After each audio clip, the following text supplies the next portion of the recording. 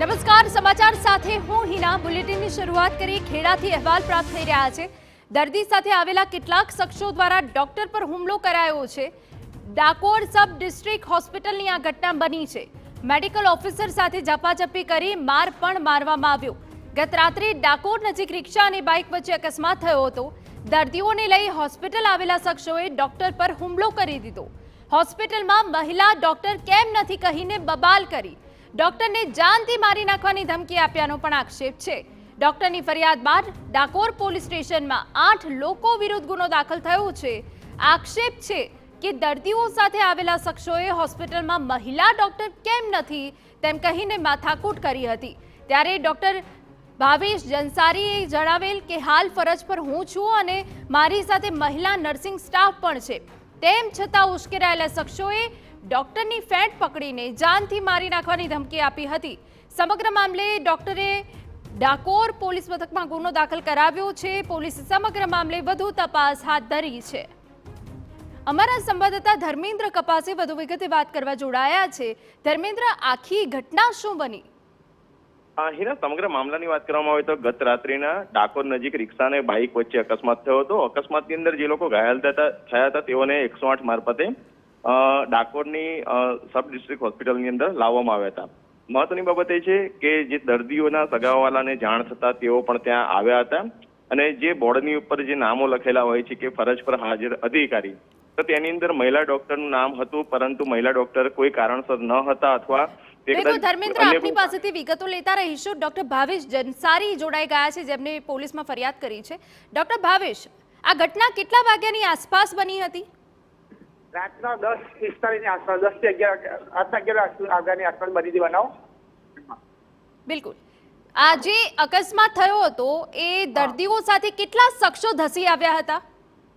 આશરે 100 થી 150 જણનું આખું ટોળું આવ્યું હતું એ લોકો જોડે, એવા લોકો. બરાબર. તમારી સાથે કોણ કોણ હાજર હતું એ સમયે? હું હતો, ભાઈ મારા સ્ટાફ નર્સ હતા, મારા જે ફોર ક્લાસ હતા, પટ્ટાવાળા એ લોકો હતા, તેમજ સિક્યોર સ્ટાફ હતું, બધા હાજર હતા. બધા અમે એક હતી. બિલકુલ. આપના પર હુમલો કેમ કરાયો? કેમ માર મારવામાં આવ્યો?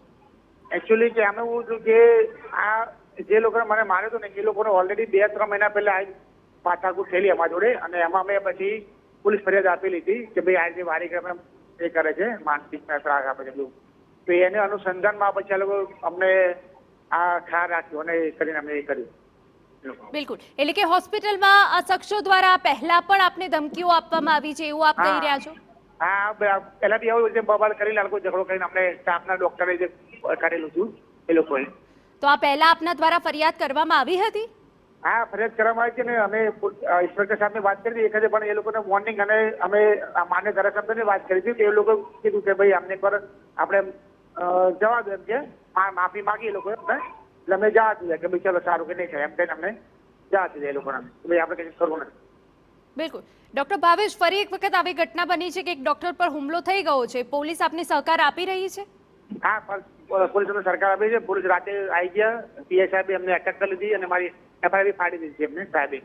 બિલકુલ. ડોક્ટર ભાવેશ, વારંવાર ડોક્ટર પર આવી રીતે હુમલા થવાની ઘટનાઓ, માર મારવાની ઘટનાઓ બની રહી છે. આપ શું કહેશો? કેટલું જોખમી છે હવે? જોખમી એટલે હવે મેડમ એવું કહેવા માંગુ છું કે જો નવા ડોક્ટરો ને કોઈ આવા તૈયાર નથી, કારણ કે હવે આ લોકો આપણું જે કરે એના કારણે નવા ડોક્ટરો ગભરાઈ ગયા છે, બી જાય છે કે જો આટલું સારું કામ કરી ડિગ્રી લઈને બીજું આવું સેવા કરીને બીજો માર ખાવાનું હોય તો પછી અમારે આ ના કરી કર્યું. એ લોકો અત્યારે એ બી જાય છે લોકો મોટા ભાગે નવા ડોક્ટરો તો. બિલકુલ. ડોક્ટર ભાવેશ, આપે કહ્યું કે મહિલા તબીબ, મહિલા સ્ટાફ અમારી સાથે હાજર હતો, તો કોઈ અંગત અદાવતમાં આપની ઉપર આ હુમલો કરવામાં આવ્યો, માર મારવામાં આવ્યો, એવું કંઈ છે? એવું છે, કારણ કે સ્ટાફ તો ઓલરેડી અમે લેડીઝ સ્ટાફ હતો, સ્ટાફ નર્સ બધા હાજર જ હોય છે અમારા એમાં. બિલકુલ. આભાર અમારી સાથે વાત કરવા બદલ. તો ડાકોર સબ ડિસ્ટ્રિક્ટ હોસ્પિટલની આ ઘટના બની છે કે જ્યાં મેડિકલ ઓફિસર સાથે ઝપાઝપી કરી માર મારવામાં આવ્યો છે. મહિલા ડોક્ટર કેમ નથી કહીને બબાલ કરી છે. અમારા સંવાદદાતા ધર્મેન્દ્ર ફરી એક વખત અમારી સાથે જોડાઈ ગયા છે. ધર્મેન્દ્ર, ડોક્ટર ભાવેશ સાથે હમણાં ટેલિફોનિક વાતચીત થઈ. તેઓએ જણાવ્યું કે અગાઉ પણ આ પ્રકારની ઘટના બની ગઈ છે, ત્યારે પણ પોલીસ ફરિયાદ કરવામાં આવી હતી. ફરી એક વખત આ જ પ્રકારની ઘટના બની છે. જી હિના, સૌથી ગંભીર બાબત એ છે કે આરોગ્ય જે સારવાર અને સુવિધા છે તે ખૂબ મહત્વની સારવાર સુવિધાઓ માનવામાં આવતી હોય છે. સરકારની મહત્વની કામગીરી હોય છે તેની અંદર. તેવા સમયે જ્યારે થોડા સમય પહેલા ભાવેશભાઈએ જે જણાવ્યું કે આ પ્રકારની ઘટના બની હતી ને માનનીય ધારાસભ્યએ પણ સમાધાન કરાવ્યું હતું, પરંતુ રાજકીય પક્ષોના ધારાસભ્યો હોય કે પદાધિકારીઓ તેમણે પણ ધ્યાન રાખવું જોઈએ, કારણ કે સરકારની જ અંતે બદનામી થતી હોય છે. અગાઉ સમાધાન કરવામાં આવીને ફરી આ પ્રકારની ઘટના બની, ડોક્ટરને માર મારવામાં આવ્યો. અગાઉ જે ફરિયાદ થઈ હતી તેની અંદર જો યોગ્ય કાર્યવાહી થઈ હોત તો કદાચ ફરી વખત આ તત્વો છે તે હોસ્પિટલની અંદર પ્રવેશવાની પણ હિંમત ન કરત. પરંતુ જે તે સમયે માત્ર સમાધાન થઈ ગયું તેના જ કારણે આ લોકો થોડા વધારે પ્રમાણમાં એ થયા અને ગઈકાલે જે ઘટના બની તે ખૂબ શરમજનક ઘટના માની શકાય. રાજકીય પક્ષોએ આ પ્રકારના જ્યારે ઘટનાઓ બનતી હોય છે ત્યારે દખલગીરી કરવાને બદલે કાયદો અને વ્યવસ્થા જળવાય તે પ્રકારની સ્થિતિ રહે તે પ્રકારે સહયોગ આપવો જરૂરી હોય છે. જી બિલકુલ, આભાર ધર્મેન્દ્ર.